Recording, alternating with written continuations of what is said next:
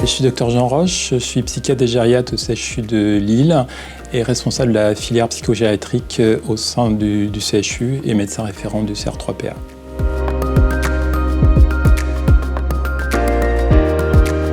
Alors ça peut surprendre en fait qu'une maladie cognitive entraîne des troubles de comportement, puisqu'une maladie d'Alzheimer par exemple est une maladie neurologique et que la majorité des gens pensent que la maladie d'Alzheimer se résume à une atteinte de la mémoire. La maladie évolue et donc d'autres fonctions cognitives vont être touchées également.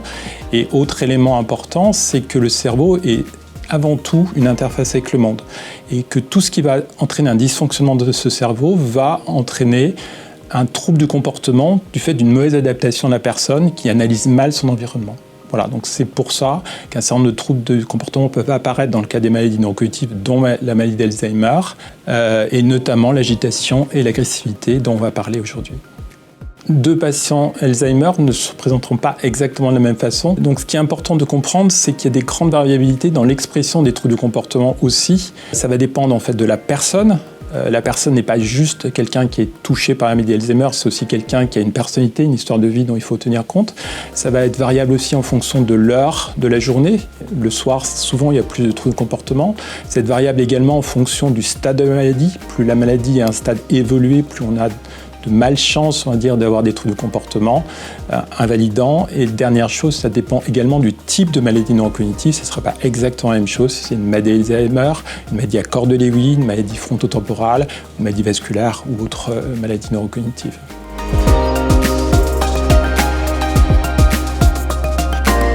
Alors, il y a différentes façons de les classifier ou de les expliquer. Le plus classique, c'est parler des agitations en scindant l'agitation verbale et l'agitation physique. On va commencer par l'agitation verbale.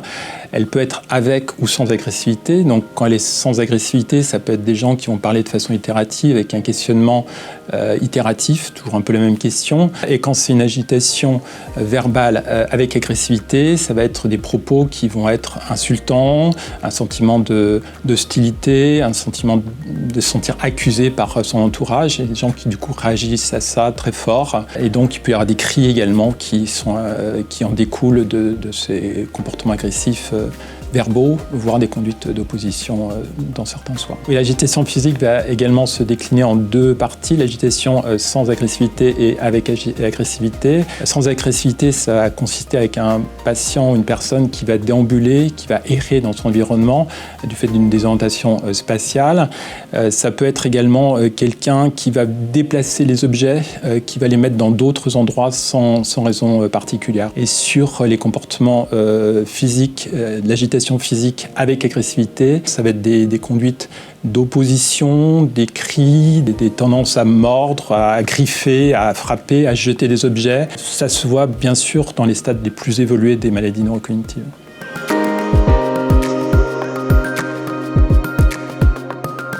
Alors, les causes seront différentes selon en fait de l'ancienneté des troubles du comportement. Quelque chose qui vient d'apparaître, la première chose à rechercher, c'est une cause somatique, une cause médicale, ce qu'on appelle les épinéritatives. Les épinéritatives les plus classiques, c'est les infections, les douleurs, les constipations, les problèmes d'hydratation et éventuellement des problèmes de iatrogénie. Donc c'est ça qu'il va falloir rechercher et c'est ça qu'il va falloir traiter. On traitera la cause en fait de cette confusion mentale qui va se surajouter. L'environnement peut avoir bien sûr un impact, mais là on est plutôt sur les recherches de causes dans des troubles de comportement plus anciens. Les plus classiques en fait des causes, c'est l'environnement, tout ce qui va entraîner un inconfort pour la personne malade. Donc s'il y a trop de bruit, s'il fait chaud, s'il fait froid, si la personne a faim, a soif, tout ça, ça va entraîner des troubles.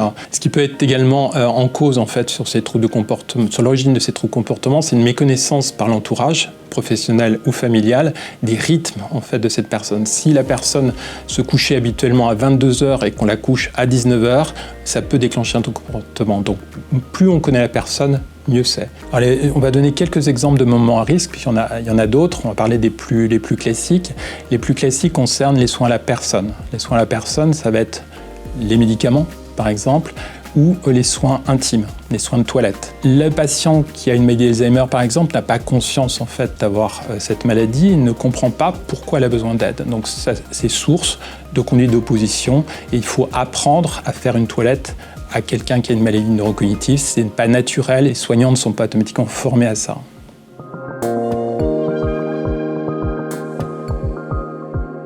Alors on va commencer par les traitements médicamenteux.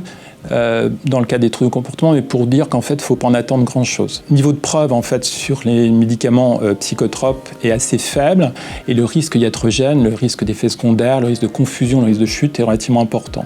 Donc je dirais que les traitements médicamenteux ne sont pas la règle et c'est vraiment après avoir essayé autre chose et quand les troubles sont très gênants qu'on peut être amené à les utiliser, mais toujours avec extrêmement de précaution. La première démarche, c'est de rechercher une cause somatique quand le trouble du comportement est aigu. On va faire un examen clinique complet, on va essayer de comprendre ce qui s'est passé, on va chercher ce qui est le plus évident et si on a trouvé la cause, on va traiter la cause. La prise en charge, la prise en soin sera ciblée sur la cause somatique, sur la cause de la confusion mentale dont on parlait tout à l'heure. Alors, la communication, ça s'apprend.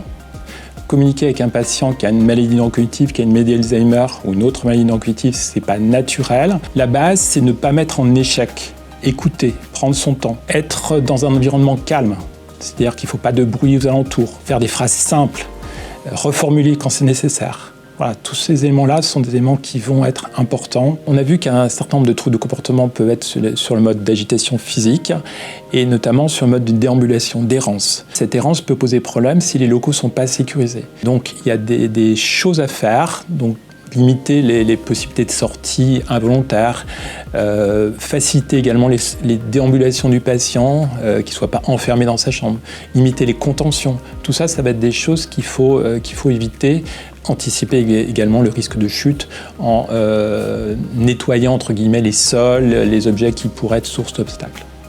Alors l'activité physique, il faut la considérer comme une thérapeutique. Faire une activité physique, ça détend. Et on a vu qu'une des sources en fait, de ces troubles de comportement, notamment d'agitation, c'est l'anxiété, l'inconfort.